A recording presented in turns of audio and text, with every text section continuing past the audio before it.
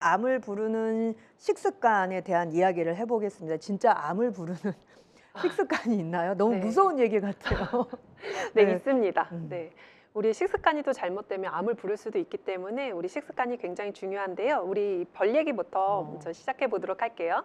네. 일벌이 이제 태어나게 되면은 이제 단 3일 정도 살고 그다음에 그 로얄 젤리를 한 3일 정도 먹게 되고요. 같은 이제 일벌로 태어났는데 이 로얄 젤리를 먹는 벌은 이 여왕벌이 되게 돼요. 여왕벌이 따로 태어나는 것이 아니라 이 어떤 걸 먹느냐에 따라 여왕벌로 갈 수도 있고 이제 일벌로 갈 수도 있는데요. 이 여왕벌은 평생 로얄 젤리만 먹고 살고요. 그리고 딱 한 마리가 만들어질 때 일벌은 8만 마리 정도. 그다음에 성장은 한 일벌의 한 2배 정도. 그리고 장수는 한 30배 정도. 먹는 거에 따라서 이 30배 정도 더 장수를 했다는 거죠. 그리고 산란은 한 2,000개 정도. 일벌은 하지 않고 이 여왕벌만 산란은 2,000개 정도 하는데요. 이게 같은 여왕벌의 그 족보를 갖고 있는 게 아니라 같은 일벌로 태어났을 때 네. 우리 이제 로얄젤을 잘 충분히 먹고 자란 이 벌은 여왕벌이 네. 되고 그리고 아닌 벌은 그냥 평생 이렇게 오. 일벌로 남게 되는데요. DNA는 같고 먹이가 달랐다는 거죠. 네. 여러분도 이거 알고 계셨나요? 저는 여왕벌과 일벌이 네. 사실 따로 있어서 네. 저렇게 여왕벌은 알을 많이 낳고 네. 뭐 일벌은 죽어라고 일만 하고 그런 건 줄 알았는데 네. 아 먹는 거에 따라서 저렇게 네, 달라지는군요. 로얄 젤리를 평생 먹으면 이제 네. 여왕벌, 그다음에 딱 3일 정도만 먹으면 일벌로 가게 됩니다. 네. 네. 무서운 얘기 같지만 네, 되게 중요한 얘기이고 기대가 됩니다. 다음 얘기가 기대되네요. 네. 이제 이 렌틸 저틀 박사가 실험을 하나 한 게 있는데 이게 후생 유전학이라고 하고요. 그다음에 영양 쪽에서 보면 영양 유전학이라고도 또 할 수 있는데요. 그 쥐를 가지고 DNA를 똑같은 DNA로 이제 임신을 하게 합니다. 그래서 한 마리, 그다음에 대조군으로도 또 하게 되는데 이 실험군에 영양을 충분하게 뭐 비타민 B12, 그다음에 엽산 이런 것들 충분히 영양을 충분히 주고 한쪽에는 대조군에는 뭐 특별한 영양제 없이 원래 먹던 사료대로 키우게 됩니다. 여기 그림에 보시면 쥐가 여러 마리 있잖아요. 그 중에서 이제 통통하고 황금색이 좋은 쥐 같지만 사실은 비만하고 암이 잘 걸리는 쥐. 그다음에 이쪽 검은색으로 갈수록 좀 조그마긴 한데 검정쥐인데 이게 굉장히 튼튼한 쥐거든요. 근데 같은 DNA를 갖고 있는데 엄마 뱃속에서 어떻게 먹었느냐에 따라서 이게 비만하고 암이 발생을 잘하는 쥐로 태어날 수도 있고 저렇게 건강한 쥐로도 이렇게 태어날 수가 있거든요. 네. 보기만 해도 뚱뚱한 쥐, 건강하지 않아 보이는 쥐인데요. 사람도 되게 비슷할 것 같아요. 네. 비만하거나 네. 그리고 건강하거나가 DNA는 같지만 네. 네. 쌍둥이란 번이 네, 또 그 의외로 연구도 있다면서요? 네, 맞습니다. 이 쌍둥이로 같이 태어났는데 DNA를 같이 타고났는데 뱃속에서 엄마가 어떻게 먹은 거는 저희가 어쩔 수가 없잖아요. 이미 엄마가 먹은 걸로 우리가 태어났는데 그럼 난 이걸로 이제 결정지어지는 거냐? 그게 아니라 우리 또 이제 태어났다면 태어나서 우리가 이제 자라면서 받는 스트레스와 환경, 먹는 거에 따라서 같은 쌍둥이인데도 어떤 사람은 또 비만해지고 암을 부르는 식습관 때문에 비만해지는 분들이 있고 또 건강하게 또 가시는 분들이 있거든요. 그래서 DNA, 부모님 탓만 할 게 아니라 네. 내가 어떻게 먹느냐에 따라서 이 DNA 발현을 멈출 수도 있고 그걸 건드릴 수도 있다는 거죠. 내가 안 좋은 DNA를 갖고 태어났는데 자꾸 그런 암이 유발할 수밖에 없는 식습관으로 계속 간다면 그 DNA가 발현이 되는 거고 아니면 내가 건강한 식습관을 하면 그걸 또 막을 수도 있는 거거든요. 그래서 우리 유전자 탓하지 말고 자 먹는 것이 곧 나를 만든다라는 거 잊으시면 안 되겠습니다. 네. 아침에 네. 저희가 유방암 얘기를 했을 때도 네. 유방암 환자분들이 가족력 어디 이제 유방암의 진단을 받으면 누가 뭐 이모냐 부모냐 누군가가 그 유방암이나 암에 가족력 갖고 맞아요. 있다라고 해서 그래 그럴 줄 알았어 네. 그럴 거야 이렇게 생각을 하는 분들이 많다고 네. 하는데 사실은 그 지금 얘기를 들어보면 물론 DNA의 뭐 그런 영향도 있겠지만 사실 그걸 알고 예방하고 미리 생활 식습관을 좀 좋게 만들어 간다면 그런 걸 네. 좀 개선할 수도 있겠네요. 아주 좋은 얘기 해주셨는데요. 그 유방암 같은 경우에 이제 안젤리나 졸리가 그 네. 유전적으로 브로카라는 그 유전자 번호를 집안 내력에 있기 네. 때문에 미리 유방암 진단도 받지 않았는데 안젤리나 졸리는 그 유방 절제술을 해버렸거든요. 네. 근데 사실 식이요법을 잘하고 있고 그런 서구화된 식사 패턴을 안 갖고 있었다면 굳이 그렇게까지 유방 절제술을 절제술을 하지 않아도 안젤리나는 아마 안 걸렸을 수도 있었습니다.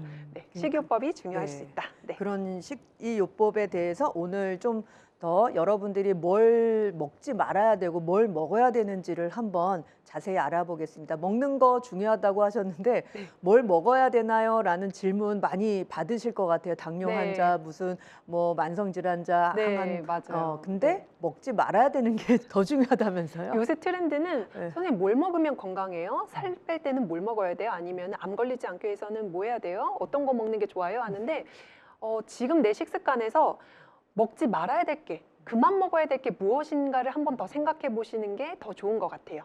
그래서 우리 금지 식품이라고 하는데 암을 부르는 식품들이 있거든요. 그래서 이제 내가 뭘 챙겨 먹느냐보다 내가 이제 뭘 좀 끊어야 되지? 왜 그만 스탑해야 되지? 네. 요걸 한번 염두해 주시면 좋을 네. 것 같아요. 네. 네. 저기 중에서 저희가 그 어디서 들었는데 WHO에서는 이제 가공육이 거의 담배나 뭐 성면처럼 암을 유발하는 음식이다라는 얘기가 있었다고 해요. 근데 네. 그 가공육을 보면 여러분들도 다 아시겠지만 햄, 페페로니, 뭐 네. 핫도그, 네. 뭐 여러 아이들도 그렇고 많이 노출되어 있는 거잖아요. 네. 너무 이게 무서운 얘기인 것 같은데 이걸 어떻게 먹지 않아야 되는지 네. 되게 고민이 되는 네. 문제인 것 같습니다. 네. 우리 지금 얘기해 주신 거에는 아질산 나트륨이라고 해서 1급 발암 물질이고 그 공인이 돼 있어요. 이건 1급 발암 물질이다. 먹으려면 먹어라. 시중에도 나와 있기도 해요.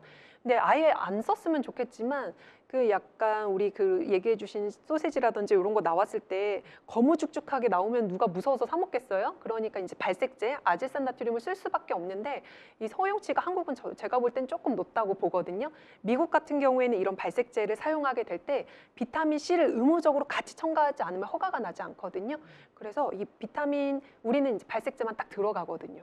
그래서 비타민 C도 좀 같이 들어가면 좋을 것 같긴 한데 알아서 좀 그럼 이왕이면 드실 거면 네. 좀 비타민 C도 같이 섭취를 하는 네. 게 훨씬 좋겠다는 거죠. 그런 거 이제 자주 섭취하시는 분들은 비타민 네. C를 꼭 챙겨서 드시는 게 좋겠습니다. 네. 네. 그러면 그 다음은 한번 그 비만이랑 뭐 유방암이랑 이런 쪽에 또 관련성이 있다면서요? 네, 맞습니다. 이 서구화된 식습관으로 인해서 유방암은 사실 한국에 흔하지 않은 암이었거든요. 근데 유방암이 굉장히 흔한 암이 돼버렸고 이 서구화된 식습관이라는 게 달고 그다음에 기름지고 이렇게 먹는 건데요.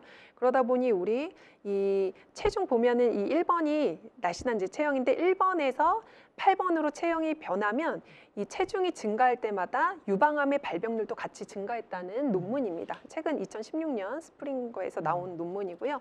그래서 우리가 체중 조절도 상당히 중요하겠죠. 그리고 서구화된 식습관, 아까 금지했던 그런 식품들을 주의하시는 거 굉장히 중요하겠습니다.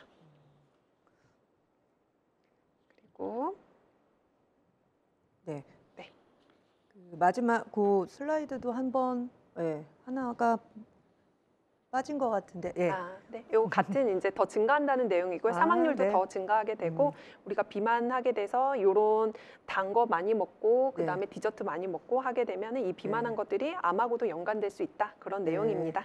우리 영양사님이 너무 많이 준비를 해주셔가지고요. 다 하나하나가 여러분들께 보여드리고 싶은 자료라 한번 더 다시 띄워봤습니다. 네. 그럼 이런 나쁜 식습관, 암을 부르는 이런 나쁜 식습관이 이제 뭐 환경 오염이나 음주, 흡연 뭐 여러 가지들이 있을 텐데 나도 모르게 또 암을 부르는 습관이 또 있다고 합니다. 네. 오늘은 이제 그 식습관 때문에 이제 비만해지고 비만하면 이제 암을 또 유발해주고 뭐 비만은 뭐 여러분 다 아시겠지만 만성 질환도 만성질환 그리고 뭐 합병증 여러 가지를 다 불러일으키는 안 좋은 영향을 끼치는 건데요.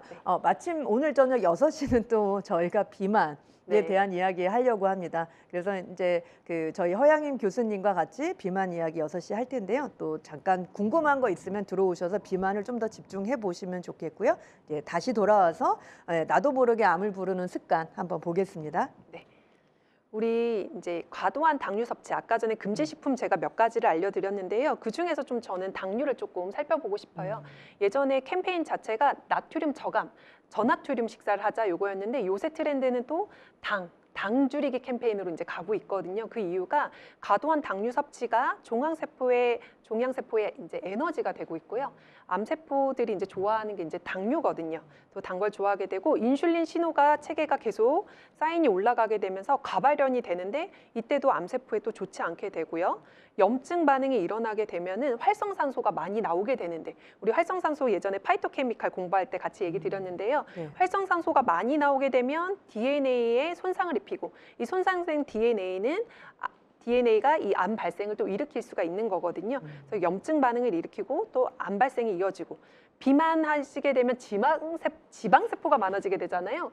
이 지방세포에는 그 지방세포만 있는 게 아니라 거기에 사이토카인이라는 염증성 물질도 다량 갖고 있게 되거든요. 그 염증성 물질이 DNA를 또 공격하게 되고 그러면서 이 자꾸 DNA가 안 좋은 DNA가 유전이 되면서 암을 발생하게 또 되게 됩니다.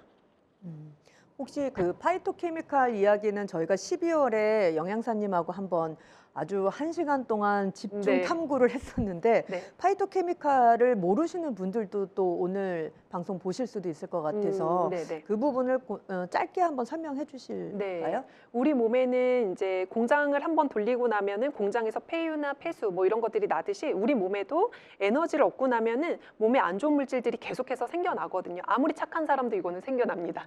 생겨나는데 요거를 이제 없애주는 물질들이 파이토케미칼이라는 우리 비타민 대표적인 게 비타민 C도 될 수 있고요. 우리 흔히 들어보는 루테인, 그다음에 폴리페놀이라든지 아니면 베타카로틴이라든지 카테킨. 그래서 여러분들이 와 이게 몸에 좋은 거라고 들어본 것들은 다 파이토케미칼에 속하게 되는 것들이거든요.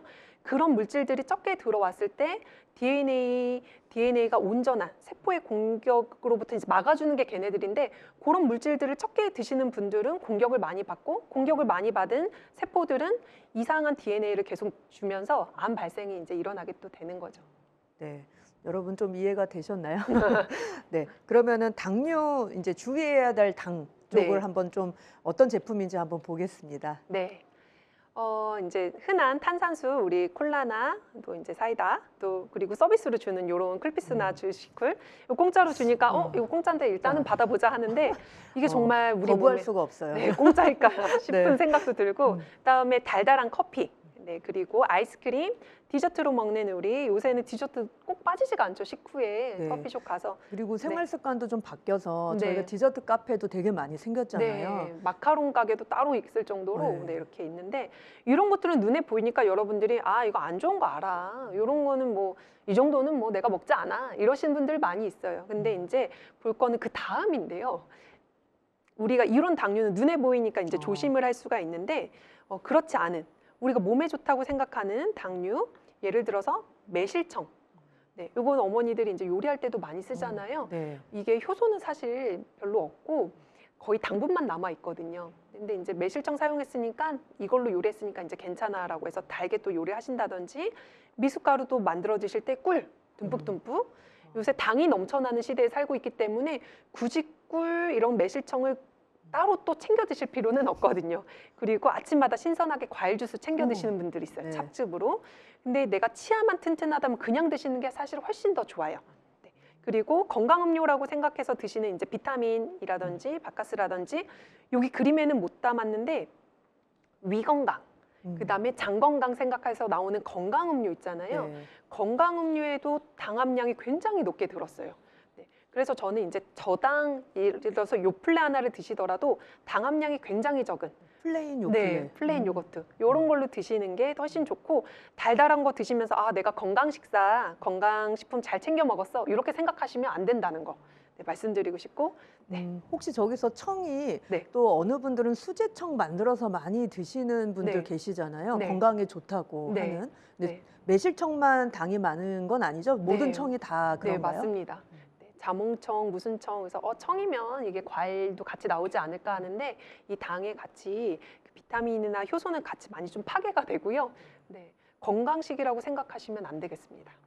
아니 과일 주스는 아침마다 건강식이라 하고 남편 이렇게 한 잔씩 네. 갈아주고 아침에 마시기로 네. 했는데 주로 50대에서 60대 그쪽 넘어가시는 분들이 그때 건강식으로 압축해서 잘 챙겨 먹겠다고 갈아 드시고 하면서 네. 이게 정말 건강에 좋은지. 네. 당 함량이나 이런 당 걸 함량이 너무 높습니다. 좀 주의 깊게 보고 선택해야 될 것 같습니다. 네네.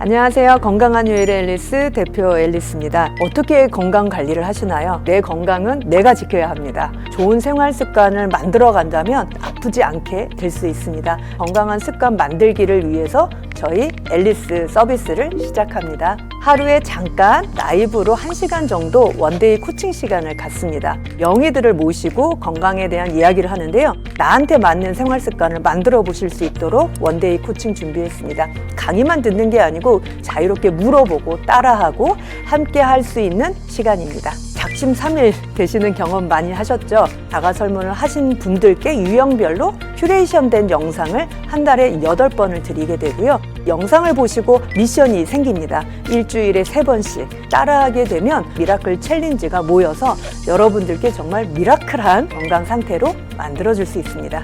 건강 습관 어렵게 생각하지 마시고요. 재미있게 지속적으로 할 수 있게 여러분들과 같이 할 수 있는 챌린지를 만들겠습니다. 재미있게 하실까요?